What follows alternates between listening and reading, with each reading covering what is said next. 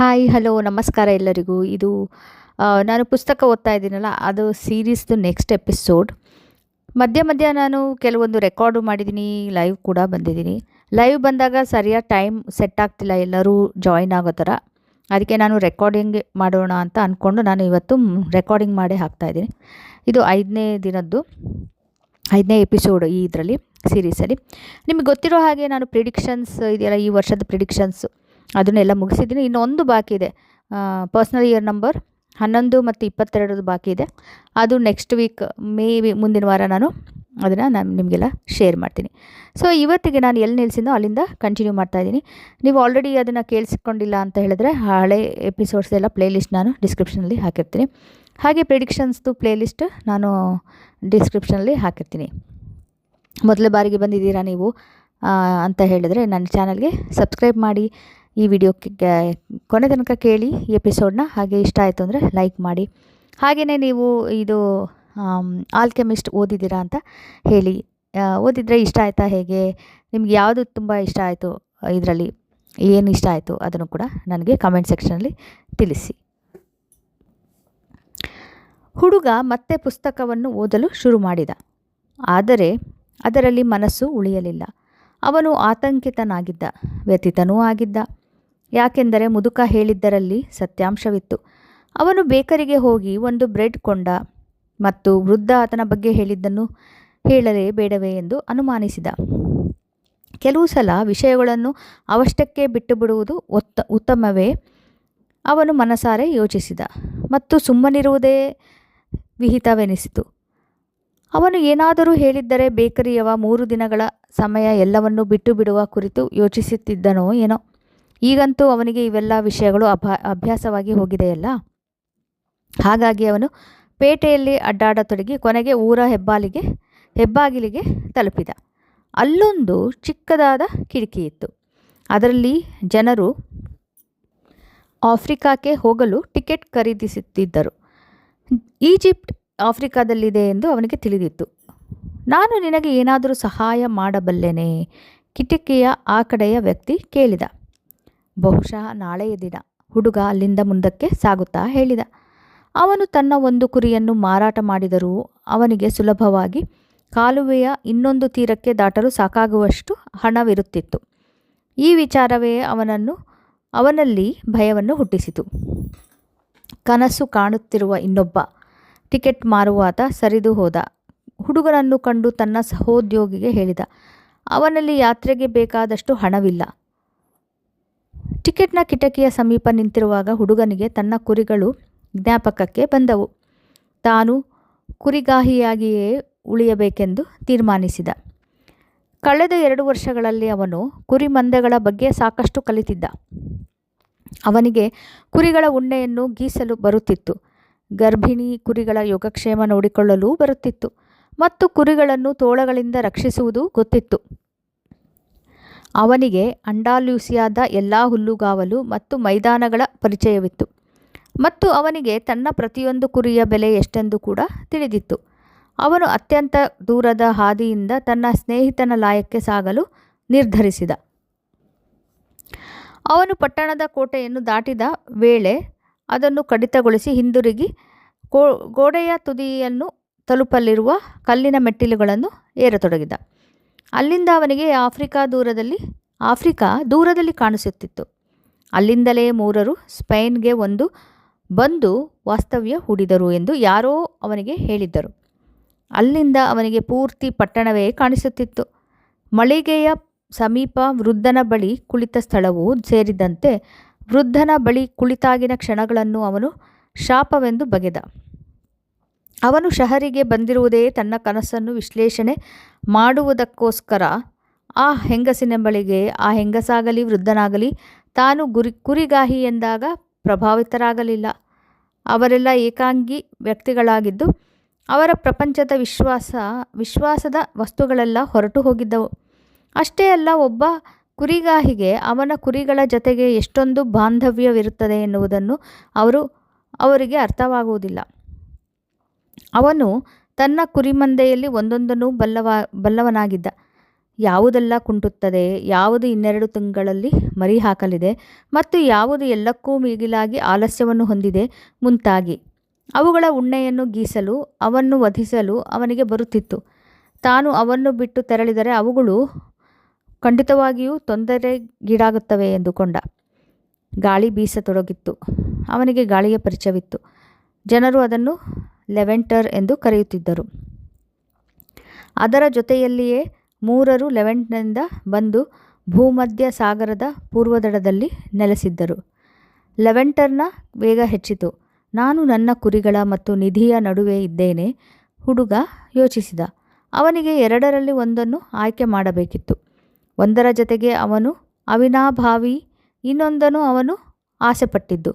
ಮತ್ತೆ ವ್ಯಾಪಾರಿಯ ಮಗಳೂ ಇದ್ದಳು. ಆದರೆ ಕುರಿಗಳ ಮುಂದೆ ಅವಳು ಅಷ್ಟೊಂದು ಪ್ರಾಮುಖ್ಯವಲ್ಲ, ಯಾಕೆಂದರೆ ಅವಳು ಇವನನ್ನು ಅವಲಂಬಿಸಿರಲಿಲ್ಲ.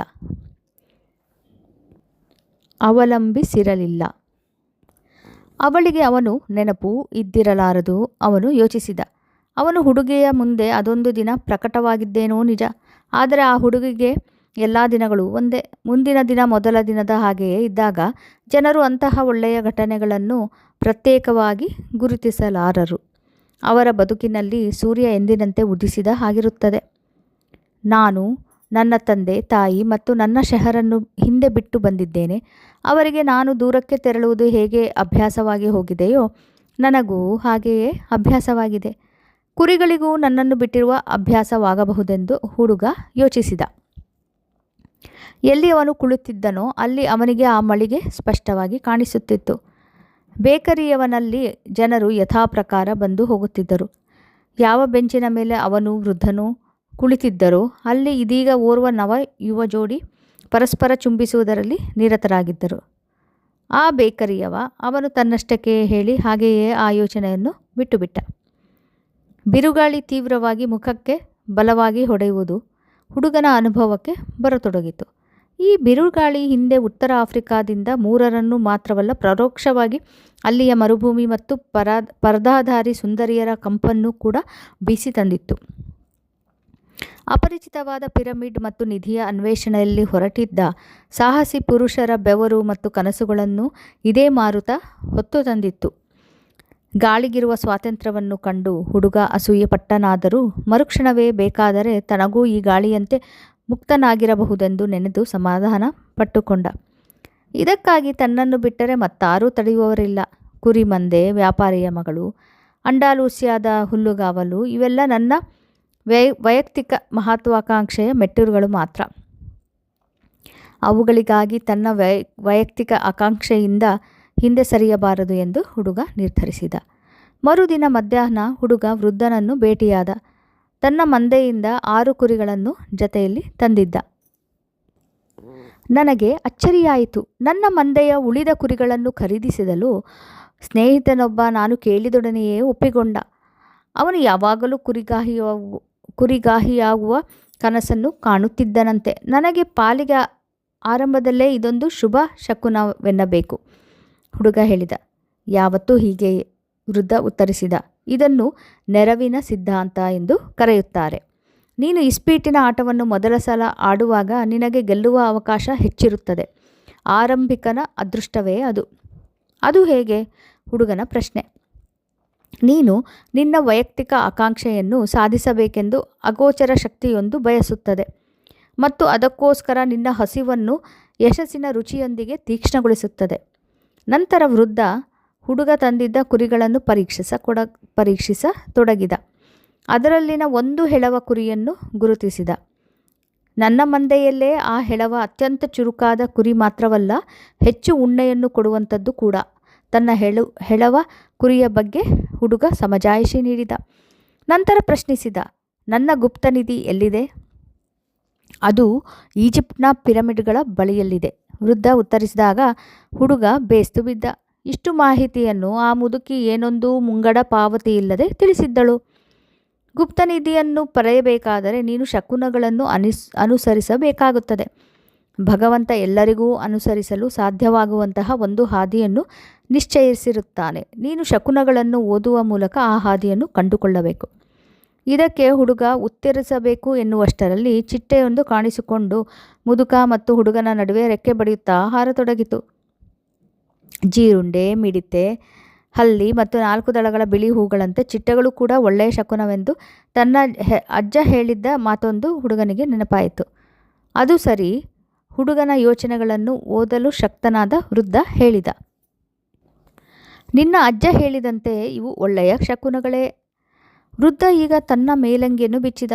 ಅದರೊಳಗೆ ಆತ ಬೆಲೆಬಾಳುವ ವಜ್ರ ಮತ್ತು ಹರಳುಗಳಿಂದ ಕೂಡಿದ ಚಿನ್ನದ ಭಾರೀ ಎದೆಕವಚವನ್ನು ಧರಿಸಿದ್ದ. ಆ ಕ್ಷಣಕ್ಕೆ ಹುಡುಗನಿಗೆ ಕಳೆದ ರಾತ್ರಿ ವೃದ್ಧನ ಎದೆಯ ಮೂಲಕ ಹೊರಹೊಮ್ಮಿದ ಪ್ರಖರವಾದ ಬೆಳಕಿನ ನೆನಪಾಯಿತು. ಇವನು ಖಂಡಿತವಾಗಿಯೂ ರಾಜನೇ ಇರಬೇಕು, ಹುಡುಗ ಭಾವಿಸಿದ.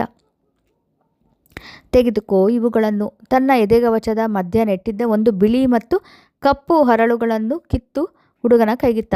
ಈ ಹರಳುಗಳನ್ನು ಉರಿಮ್ ಮತ್ತು ತುಮ್ಮೀಮ್ ಎಂದು ಕರೆಯುತ್ತಾರೆ. ಇವುಗಳಲ್ಲಿ ಕಪ್ಪು ಹರಳು ಹೌದು ಎಂದು, ಬಿಳಿ ಹರಳು ಅಲ್ಲ ಎಂದು ಸೂಚಿಸುತ್ತವೆ. ಶಕುನಗಳನ್ನು ತಿಳಿಯುವುದು ನಿನಗೆ ಕಷ್ಟವೆನಿಸಿದಾಗ ಇವುಗಳು ನಿನ್ನ ಸಹಾಯಕ್ಕೆ ಬರುತ್ತವೆ. ಯಾವತ್ತೂ ವಸ್ತುನಿಷ್ಠ ಪ್ರಶ್ನೆಗಳನ್ನಷ್ಟೇ ಈ ಹರಳುಗಳ ಮುಖೇನ ಕೇಳು. ಆದರೆ ಸಾಧ್ಯವಾದಷ್ಟು ಸ್ವಂತ ನಿರ್ಣಯಗಳ ಮೇಲೆ ಅವಲಂಬಿಸುವುದು ಕ್ಷೇಮ. ನಿನ್ನ ನಿಧಿಯ ರಹಸ್ಯ ಪಿರಮಿಡ್ಗಳ ಬಳಿಯಿದೆ, ಅದು ನಿನಗೂ ಗೊತ್ತು. ಅದರ ಹುಡುಕಾಟದಲ್ಲಿ ತೊಡಗಲು ನಿನ್ನನ್ನು ಪ್ರೇರೇಪಿಸಿ ಸಹಾಯ ಮಾಡಿದ್ದಕ್ಕೆ ನಿನ್ನಿಂದ 6 ಕುರಿಗಳನ್ನು ನಾನು ಮಜೂರಿಯಾಗಿ ಪಡೆಯಲೇಬೇಕಿದೆ. ಇನ್ನು ಮುಂದೆ ತನ್ನ ನಿರ್ಧಾರಗಳನ್ನು ಸ್ವತಃ ತೆಗೆದುಕೊಳ್ಳಬೇಕೆಂದು ಸಂಕಲ್ಪಿಸಿಕೊಂಡ ಹುಡುಗ ಆ 2 ಹರಳುಗಳನ್ನು ತನ್ನ ಕೈಚೀಲದ ಚಿಕ್ಕ ಥೈಲಿಯಲ್ಲಿ ಹಾಕಿಕೊಂಡ. ಇನ್ನೊಂದು ಮುಖ್ಯ ವಿಷಯ, ನೀನು ಒಮ್ಮೆಗೆ ಒಂದು ವಿಷಯದ ಬಗೆಗಷ್ಟೇ ವ್ಯವಹರಿಸಬೇಕೇ ಹೊರತು ಬೇರಾವ ವಿಷಯಗಳಿಗೆ ಮಹತ್ವ ಕೊಡಬಾರದು. ಎಲ್ಲಕ್ಕಿಂತ ಮಿಗಿಲಾಗಿ ನಿನ್ನ ಆಕಾಂಕ್ಷೆಯ ಸಾಧನೆಯ ಅಂತಿಮ ಫಲಿತಾಂಶ ಪ್ರಾಪ್ತವಾಗುವವರೆಗೂ ನೀನು ಆ ಕಾರ್ಯದಿಂದ ವಿಮುಖನಾಗಬಾರದು ಎಂದು ಸಲಹೆ ನೀಡಿದ ವೃದ್ಧ. ಮತ್ತೆ ಮಾತು ಮುಂದುವರಿಸಲು ಬಯಸಿ, ನೀನು ಹೋಗುವ ಮುಂಚೆ ನಿನಗೊಂದು ಚಿಕ್ಕ ಕಥೆಯನ್ನು ಹೇಳುತ್ತೇನೆ. ಒಮ್ಮೆ ಒಬ್ಬ ವರ್ತಕ ಪ್ರಪಂಚದ ಅತೀ ದೊಡ್ಡ ಜ್ಞಾನಿಯಿಂದ ಸಂತೋಷದ ರಹಸ್ಯವನ್ನು ಕಲಿಯಲೆಂದು ತನ್ನ ಮಗನನ್ನು ಕಳುಹಿಸಿದ. ಆ ಬಾಲಕ ಸುಮಾರು 40 ದಿನಗಳ ಪರ್ಯಂತ ಮರುಭೂಮಿಯಲ್ಲಿ ಅಲೆದಾಡಿದ ಬಳಿಕ ಅಂತಿಮವಾಗಿ ಪರ್ವತವೊಂದರ ಸುಂದರ ಕೋಟೆಯಲ್ಲಿ ಈ ಅದ್ಭುತ ಜ್ಞಾನಿಯ ವಸತಿಯನ್ನು ಕಂಡುಹಿಡಿದ.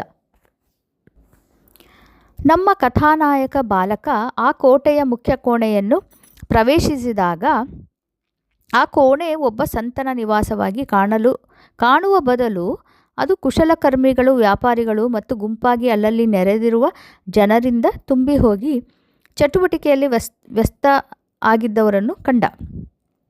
ಕೋಣೆಯ ಒಂದು ಮೂಲೆಯಲ್ಲಿ ಇಂಪಾದ ಹಿತವಾದ ಸಂಗೀತ ಮತ್ತು ಗಾಯನ ಕೇಳಿಸುತ್ತಿತ್ತು. ಕೋಣೆಯ ಮಧ್ಯ ಮೇಜೊಂದರ ಮೇಲೆ ಪ್ರಪಂಚದ ಆ ಭಾಗದ ಸ್ವಾದಿಷ್ಟವಾದ ಆಹಾರ ಪದಾರ್ಥಗಳನ್ನು ಜೋಡಿಸಲಾಗಿತ್ತು. ಜ್ಞಾನಿ ಅವರಲ್ಲಿ ಪ್ರತಿಯೊಬ್ಬರ ಸಮೀಪಕ್ಕೆ ತೆರಳಿ ಮಾತನಾಡಿಸುತ್ತಿದ್ದ. ಬಾಲಕ ತನ್ನ ಸರದಿಗಾಗಿ 2 ತಾಸುಗಳ ಕಾಲ ಕಾಯಬೇಕಾಯಿತು. ಬಾಲಕ ತನ್ನ ಬಳಿಗೆ ಬಂದಿರುವ ಉದ್ದೇಶವನ್ನು ಗಮನವಿಟ್ಟು ಆಲಿಸಿದ ಬಳಿಕ ಜ್ಞಾನಿ ಬದುಕಿನಲ್ಲಿ ಸಂತೋಷದ ರಹಸ್ಯವನ್ನು ಬಿಡಿಸಿ ಹೇಳಲು ತನಗೆ ಬಿಡುವಿಲ್ಲ ಎಂದು, ತನ್ನ ಅರಮನೆಯನ್ನೆಲ್ಲ ಒಮ್ಮೆ ಸುತ್ತಾಡಿಕೊಂಡು 2 ತಾಸುಗಳ ಬಳಿಕ ಮರುಳಬಹುದೆಂದೂ ಹೇಳಿದ. ಅಂದಹಾಗೆ ನಿನಗೊಂದು ಕೆಲಸವೂ ಇದೆ ಎಂದ ಜ್ಞಾನಿ. 2 ಹನಿ ಎಣ್ಣೆ ಇದ್ದ ಒಂದು ಚಮಚವನ್ನು ಅವನ ಕೈಯಲ್ಲಿರಿಸಿ, ನೀನು ಅರಮನೆಯ ಒಳಗೆ ತಿರುಗಾಡುವಾಗ ಎಣ್ಣೆ ಚೆಲ್ಲಿ ಹೋಗದಂತೆ ಎಚ್ಚರ ವಹಿಸಬೇಕು ಎಂದು ಸೂಚಿಸಿದ. ಬಾಲಕ ತನ್ನ ಕೈಲಿದ್ದ ಚಮಚ ಮತ್ತು ಅದರಲ್ಲಿದ್ದ ಎಣ್ಣೆಯಲ್ಲಿ ತನ್ನ ಪೂರ್ತಿ ಗಮನವನ್ನು ಕೇಂದ್ರೀಕರಿಸಿ ಅರಮನೆಯ ಮೆಟ್ಟಿಲುಗಳನ್ನು ತುಳಿಯುತ್ತಾ ಅರಮನೆಯನ್ನೆಲ್ಲ ಸುತ್ತಾಡಿ 2 ತಾಸುಗಳ ಬಳಿಕ ಮತ್ತೆ ಜ್ಞಾನಿಯ ಕೋಣೆಗೆ ಬಂದು ತಲುಪಿದ. ಸರಿ, ಜ್ಞಾನಿ ಬಾಲಕನನ್ನು ಪ್ರಶ್ನಿಸಿದ. ನನ್ನ ಅರಮನೆಯನ್ನು ನೋಡಿದೆಯಾ? ಊಟದ ಮನೆಯಲ್ಲಿ ತೂಗು ಹಾಕಿದ ಆ ಪರ್ಷಿಯನ್ ಕಸೂತಿಯ ಬಟ್ಟೆಯನ್ನು ಗಮನಿಸಿದೆಯಾ? ಈ ಪ್ರದೇಶದಲ್ಲಿ ಸುಂದರ ಉದ್ಯಾನವನ್ನು ನಿರ್ಮಿಸಲು 15 ವರ್ಷಗಳೇ ತಗುಲಿದ್ದ ನನ್ನ ಹೂದೋಟವನ್ನು ನೋಡಿದೆಯಾ? ನನ್ನ ಗ್ರಂಥಾಲಯದಲ್ಲಿದ್ದ ಚರ್ಮದ ಹೊದಿಕೆಯ ಸುಂದರ ಹೊತ್ತುಗೆಗಳನ್ನು ಗಮನಿಸಿದ್ದೆಯಾ? ಬಾಲಕ ದಿಗ್ಭ್ರಮೆಗೊಂಡು ತನ್ನ ಗಮನವೆಲ್ಲ ಚಮಚ ಮತ್ತು ಅದರೊಳಗಿನ ಎಣ್ಣೆಯ ಮೇಲೆ ಇದ್ದುದರಿಂದ ಯಾವುದನ್ನು ಗಮನಿಸಲಾಗಲಿಲ್ಲ ಎಂದು ತಪ್ಪೊಪ್ಪಿಕೊಂಡ. ಸರಿ, ಹಾಗಾದರೆ ಪುನಃ ನನ್ನ ಚಿಕ್ಕ ಪ್ರಪಂಚದ ಅದ್ಭುತಗಳನ್ನು ಕಂಡು ಬಾ, ಜ್ಞಾನಿ ಆದೇಶಿಸಿದ. ಒಬ್ಬ ವ್ಯಕ್ತಿಯ ಮನೆಯ ಬಗ್ಗೆ ತಿಳಿದಿಲ್ಲವಾದರೆ ನೀನು ಆ ವ್ಯಕ್ತಿಯನ್ನು ನಂಬಬಾರದು. ನಿರಾಳನಾದ ಬಾಲಕ 2 ಹನಿ ಎಣ್ಣೆ ಇರುವ ಚಮಚ ಕೈಗೆತ್ತಿಕೊಂಡು ಮತ್ತೆ ಅರಮನೆ ವೀಕ್ಷಿಸಲು ಅನುವಾದ. ಈ ಸಾರಿ ಅವನು ಛಾವಣಿ ಮತ್ತು ಗೋಡೆಯ ಮೇಲಿನ ಕಲಾಕೃತಿಗಳನ್ನು ಗಮನಿಸಿದ.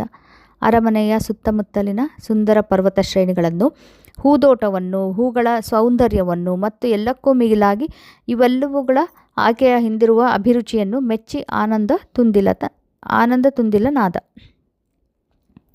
ಜ್ಞಾನಿಯ ಬಳಿಗೆ ಮರಳಿ ಬಂದ ಬಾಲಕ ಈ ಸಲ ತಾನು ಕಂಡದ್ದೆಲ್ಲ ವಿವರವಾಗಿ ಉತ್ಸಾಹದಿಂದ ವರ್ಣಿಸಿದ.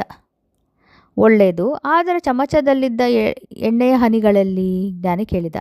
ಬಾಲಕ ತನ್ನ ಕೈಲಿದ್ದ ಚಮಚ ನೋಡಿದ. ಆ 2 ಹನಿ ಎಣ್ಣೆ ಚೆಲ್ಲಿ ಹೋಗಿತ್ತು. ಸರಿ, ಹಾಗಾದರೆ ನಾನೀಗ ನಿನಗೆ ಒಂದೇ ಒಂದು ಪುಟ್ಟ ಉಪದೇಶ ಕೊಡಬಲ್ಲೆ, ಆ ಜ್ಞಾನಿ ಹೇಳಿದ. ಸಂತೋಷದ ರಹಸ್ಯವೆಂದರೆ ಪ್ರಪಂಚದ ವಿಸ್ಮಯಗಳನ್ನು ಆಸ್ವಾದಿಸುವ ಭರದಲ್ಲಿ ಕೈಯಲ್ಲಿರುವ ಚಮಚ ಮತ್ತು ಎಣ್ಣೆಯ ಹನಿಗಳನ್ನು ಮರೆಯದಿರುವುದು. ಕುರಿಗಾಹಿ ಹುಡುಗ ಇದಕ್ಕೆ ಪ್ರತಿಕ್ರಿಯಿಸಲಿಲ್ಲ. ವೃದ್ಧ ರಾಜ ಹೇಳಿದ ಕಥೆಯ ಸಾರ ಅವನಿಗೆ ಅರ್ಥವಾಗಿತ್ತು. ಒಬ್ಬ ಕುರಿಗಾಹಿ ಪಯಣವನ್ನು ಬಯಸಬಹುದು, ಆದರೆ ತನ್ನ ಕುರಿಗಳನ್ನು ಮಾತ್ರ ಮರೆಯಬಾರದು. ತನ್ನ ಕೈಗಳೆರಡನ್ನೂ ಜೋಡಿಸಿ ಹಿಡಿದ ವೃದ್ಧ ಹುಡುಗನ ತಲೆಯ ಮೇಲೆ ಹಲವಾರು ವಿಚಿತ್ರ ಸನ್ನೆಗಳನ್ನು ಬರೆದ ಮತ್ತು ಕುರಿಗಳನ್ನು ಹೊಡೆದುಕೊಂಡು ಅಲ್ಲಿಂದ ಹೊರಟು ಹೋದ. ಟೆರಿಫಾದ ಅತ್ಯಂತ ಎತ್ತರ ಪ್ರದೇಶದಲ್ಲಿ ಉತ್ತರ ಆಫ್ರಿಕಾದ ಮೂರರು ನಿರ್ಮಿಸಿದ್ದ ಒಂದು ಪುರಾತನ ಕೋಟೆ ಇದೆ. ಅದರ ಗೋಡೆಗಳ ಮೇಲೆ ಹತ್ತಿ ನಿಂತರೆ ದೂರದ ಆಫ್ರಿಕಾ ದೇಶದ ಒಂದು ಅಸ್ಪಷ್ಟ ನೋಟ ಕಾಣಿಸುತ್ತಿತ್ತು. ಆ ದಿನ ಮಧ್ಯಾಹ್ನ ಸಲೇಮ್ನ ವೃದ್ಧ ರಾಜ ಮಲೆಕ್ಸದೀಕ್ ಆ ಕೋಟೆಯ ಗೋಡೆಯ ಮೇಲೆ ಹತ್ತಿ ಕುಳಿತಿದ್ದ. ಲೆವೆಂಟರ್ ಮಾರುತವು ಅವನ ಮುಖಕ್ಕೆ ತಣ್ಣನೆಯಾಗಿ ರಾಚಿಸುತ್ತಿತ್ತು. ಕುರಿಗಳು ತಮ್ಮ ಹೊಸ ಮಾಲೀಕನಿಗೆ ಹೊಂದಿಕೊಳ್ಳದಿದ್ದರೂ ಹೊಸ ಪರಿಸರ ಮತ್ತು ಬದಲಾವಣೆಯಿಂದ ಉತ್ತೇಜಿತವಾಗಿ ಅಲ್ಲೇ ಸುತ್ತಮುತ್ತ ಅಲೆದಾಡುತ್ತಿದ್ದವು. ಸಣ್ಣ ಹಡಗೊಂದು ಬಂದರಿನಿಂದ ಹೊರದಾಟುತ್ತಿರುವುದನ್ನು ಮಲೆಕ್ಸದೀಕ್ ಕಂಡ. ತಾನು ಮತ್ತೆಂದೂ ಈ ಹಡಗನ್ನು ಕಾಣಲಾರೆ. ಈ ಹಿಂದೆ ಅಬ್ರಹಾಂನಿಂದ 10ರಲ್ಲಿ 1 ಶುಲ್ಕ ಪಡೆದು ಮತ್ತೆಂದೂ ಅವನನ್ನು ಕಾಣದಂತೆ ಅಷ್ಟು ಮಾತ್ರ ಅವನ ಕೆಲಸವಾಗಿತ್ತು. ದೇವತೆಗಳೆಂದೂ ಆಕಾಂಕ್ಷೆಗಳನ್ನು ಹೊಂದಿರಬಾರದಂತೆ, ಯಾಕೆಂದರೆ ಅವುಗಳಿಗೆ ವೈಯಕ್ತಿಕ ಆಕಾಂಕ್ಷೆ ಎಂಬುದಿರುವುದಿಲ್ಲ. ಆದರೆ ಹುಡುಗ ತನ್ನ ಸಾಹಸದಲ್ಲಿ ಯಶಸ್ವಿಯಾಗಲೆಂದು ಸಲೇಮ್ನ ಆ ವೃದ್ಧ ರಾಜ ಮನದುಂಬಿ ಹಾರೈಸಿದ. ಹುಡುಗ ಬಹುಬೇಗನೆ ತನ್ನ ಹೆಸರನ್ನು ಮರೆಯಲಿದ್ದಾನೆ. ಅವನಿಗೆ ಅದು ಒಳ್ಳೆಯದಲ್ಲ. ವೃದ್ಧ ರಾಜ ಯೋಚಿಸುತ್ತಲಿದ್ದ. ನಾನವನಿಗೆ ನನ್ನ ಹೆಸರನ್ನು ಪುನರಾವರ್ತಿಸಿ ಹೇಳಬೇಕಿತ್ತು. ಆಗ ಅವನು ತನ್ನ ಕುರಿತು ಜನರಲ್ಲಿ ಮಾತನಾಡುವಾಗ ನಾನು ಸಲೇಮ್ನ ರಾಜ ಮಲೆಕ್ಸದೀಕ್ನನ್ನು ಕಂಡಿದ್ದೆಂದು ಹೇಳುತ್ತಿದ್ದ. ವೃದ್ಧ ಆಕಾಶದತ್ತ ಹತಾಶೆಯಿಂದ ನೋಡುತ್ತಾ ತನ್ನಷ್ಟಕ್ಕೆ ಹೇಳಿಕೊಂಡ, ಭಗವಂತ, ನೀನು ಹೇಳಿರುವಂತೆ ಇದು ಜಂಬದಲ್ಲೇ ಅತಿ ಹೆಚ್ಚಿನ ಜಂಬವಾಗಿರಬಹುದು. ಆದರೆ ಒಬ್ಬ ವೃದ್ಧ ರಾಜ ಕೆಲವೊಮ್ಮೆ ತನ್ನ ಬಗ್ಗೆಯೇ ಒಂದಿಷ್ಟು ಸ್ವಪ್ರತಿಷ್ಠೆ ಮತ್ತು ಜಂಬವನ್ನು ಹೊಂದಿರುವುದು ತಪ್ಪಾಗಲಾರದೇನೋ. ಇವತ್ತು ನಾನು ಇಲ್ಲಿಗೆ ನಿಲ್ಲಿಸ್ತೀನಿ ಪುಸ್ತಕ ಓದೋದನ್ನು. ನೆಕ್ಸ್ಟ್ ಎಪಿಸೋಡ್ನಲ್ಲಿ ನಾನು ಮುಂದುವರಿಸ್ತೀನಿ. ಇಲ್ಲಿ ತನಕ ಹೇಗೆ ಅನ್ನಿಸ್ತು ಅಂತ ನನಗೆ ಖಂಡಿತ ತಿಳಿಸಿ. ಕಮೆಂಟ್ ಸೆಕ್ಷನಲ್ಲಿ ಕೂಡ ತಿಳಿಸಿ. ನಿಮ್ಗೆ ಇನ್ಯಾವುದಾದ್ರೂ ಬುಕ್ ಇಷ್ಟ ಆಗಿದೆಯಾ ಓದಿದ್ದು ಇಲ್ಲಿ ತನಕ, ಅಥವಾ ಈ ಮುಂದೆ ಯಾವುದಾದ್ರೂ ಒಂದು ಬುಕ್ ಓದಬೇಕು ಅಂತ ಅಂದ್ಕೊಂಡಿದ್ದೀರಾ ಅದ್ರ ಬಗ್ಗೆನೂ ಕೂಡ ನನಗೆ ಕಮೆಂಟ್ನಲ್ಲಿ ತಿಳಿಸಿ. ಸೊ ಇಲ್ಲಿ ತನಕ ನಂದು ಈ ಪಾಡ್ಕಾಸ್ಟ್ ಕೇಳಿದ್ದಕ್ಕೆ, ಎಪಿಸೋಡ್ ಕೇಳಿದ್ದಕ್ಕೆ ತುಂಬ ತುಂಬ ಧನ್ಯವಾದಗಳು. ನೀವು ಸಬ್ಸ್ಕ್ರೈಬ್ ಮಾಡಿಲ್ಲ ಇನ್ನೂ ಅಂದರೆ ನನ್ನ ಚಾನಲ್ನ ಸಬ್ಸ್ಕ್ರೈಬ್ ಮಾಡಿ. ಇಷ್ಟ ಆಯಿತು ಈ ಎಪಿಸೋಡ್ ಅಂದರೆ ಲೈಕ್ ಮಾಡಿ ಮತ್ತು ಶೇರ್ ಮಾಡಿ. Thank you so much. Bye bye. Take care.